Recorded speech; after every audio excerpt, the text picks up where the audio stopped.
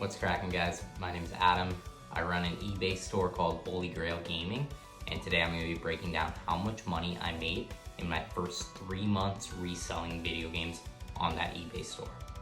Now, I do this part-time as a side hustle. If you're looking to make it a full-time gig, you may have to change some things up and go off the track from the advice I give you in this video. Now make sure to stick around until the end of the video, because after I break down the finances, I am gonna give you some advice, some best practices, basically what I learned from doing this. And I'm also gonna talk about future giveaways that I'm gonna be doing on this channel. So without further ado, let's get into it. Let's get into the breakdown of how much money I actually made.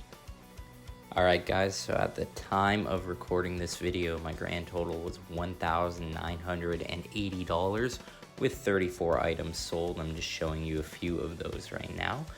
Now, I'm going through a few of the sales, but I think it's also important to talk about the reviews, your ratings as a seller, because that's the first thing people look at when they're buying a game. They want to make sure they're getting it from a reputable seller. So I have 9 positive reviews, and honestly, I'm hoping to bring that up to the hundreds, even the thousands as time goes on, just because it makes you look a lot more legit, a lot more reputable. People feel safe buying off you. All right, now I'm gonna be breaking down a bunch of tips, little tricks that I've learned, and just best practices to ensure that you could really maximize your profit when doing this. Number one is take good photos. You've probably heard it from every other video.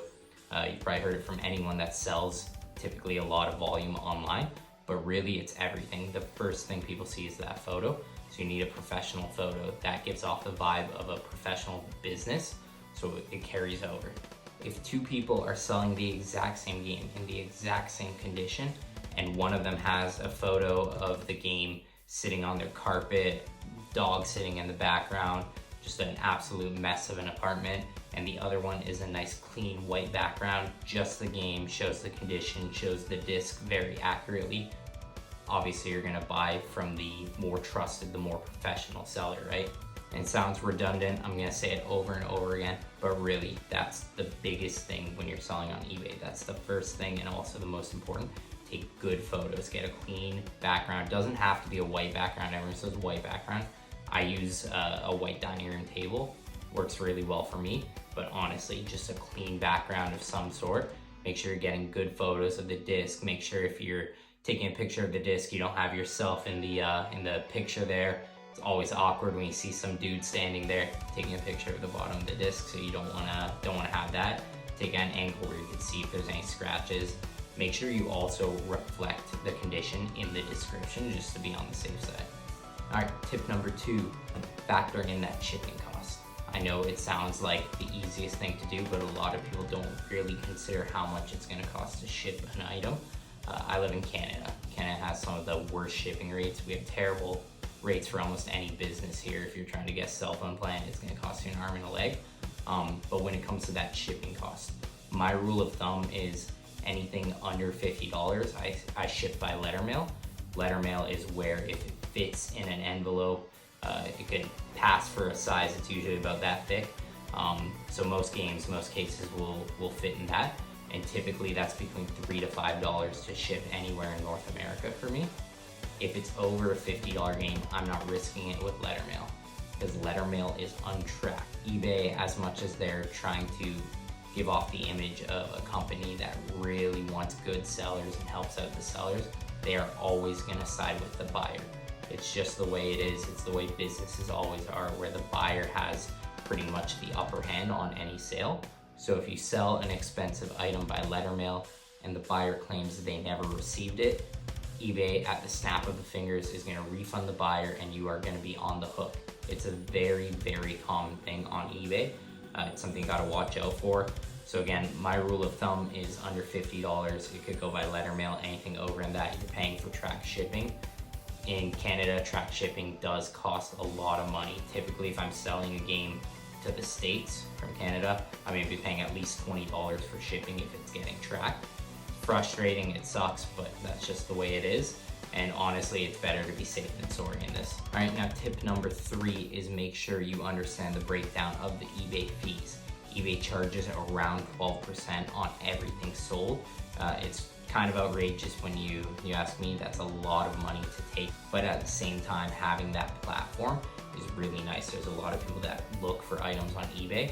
Selling an item on your own store is very, very difficult. You have to build that business up, so eBay is a good starting place, but that 12% fee as you grow your business might really cut into your profits. Tip number 4, always be on the lookout for good inventory. So I see a lot of full-time resellers.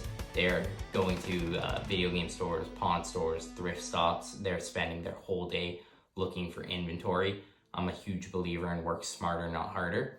I hate Kijiji, I hate Facebook Marketplace, but at the same time, that is where you're gonna buy something where you could actually make a decent amount of profit. It's very unlikely you're gonna see something at 50% of price charting value at a video game store. There's no money for them. They're probably paying about 50% when they're buying it off the seller.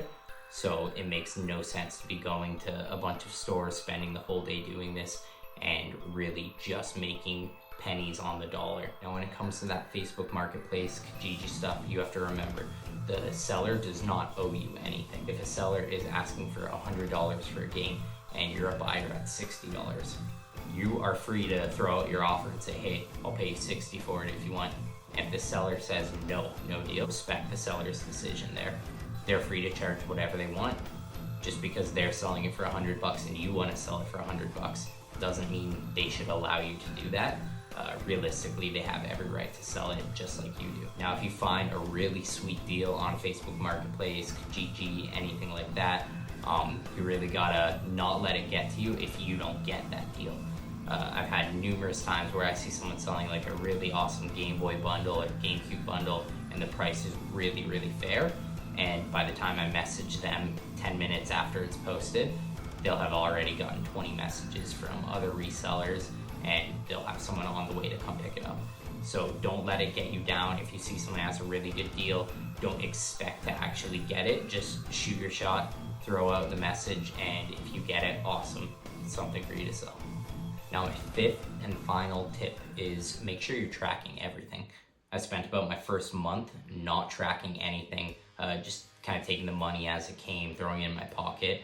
And I realized real quickly that that's not a good idea as the business starts to grow, because you are not going to have any funds to buy any future inventory if you're not reinvesting that money in your business. If you're just looking to get some extra money in your bank account, perfect, whatever, don't track it. But if you're actually looking to grow your business, potentially make something bigger out of this, it's a really good practice to track it all. For me, it was as simple as an Excel spreadsheet. I go to school for business administration, learned how to do a really, really simple spreadsheet with that, and it's been really good. So I track how much money I owe the business, how much money the business owes me, and what I mean by that is if eBay sends me a $200 payout and I don't have $200 of inventory to buy, that means I owe the business that $200. I have to use it to buy $200 of inventory or some way get it back into the business, whether it's buying envelopes, using it towards shipping, things like that. Honestly, the spreadsheet has been really good to me so far. I'm a big fan of just keeping everything organized and tracked, just so you know exactly what you're getting into with this, you know exactly how much money you actually have, not just that gross sale number, that $1,900. You know exactly what's profit, what's going into inventory, all that good stuff. All right, so those are my 5 tips to ensure that you have the most success when you're starting your reselling business on eBay. Now, there is one other thing I wanted to cover here. If you're not into video games, if you just see that the market is getting pretty crazy on retro video games right now, and you think that it's a good way to make a quick buck, it's probably not.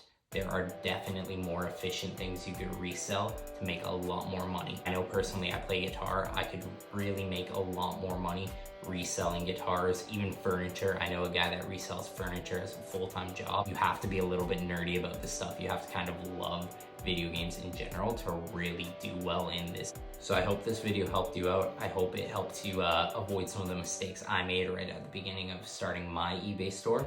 If you want to support the channel, I'll leave a link to my eBay store, Holy Grail Gaming, in the description. So go there, buy something. I always have cool stuff. I'm updating inventory constantly. You can like the video, comment if you have any questions about anything that I went over. and make sure you subscribe if you want to see more content like this. Now, I mentioned in the beginning of the video that I will be talking about giveaways in the future. So what my plans for this channel are is going to be to review video games, review any retro video games that I've given a fair shake, I've went and played, give you my honest thoughts on them. Now for me, if I watch a review, it's always really frustrating when you see an old game that costs a lot of money and you don't really have that money to go buy it. So what I'm going to do is actually give away a copy of the game after I review it. So if that's something you're interested in, make sure you stay tuned, you stay updated with the channel. So when I do one of those reviews, I do one of those giveaways, you're on top of it, you're good to go. All right, thank you so much for watching. Take care, guys. Peace.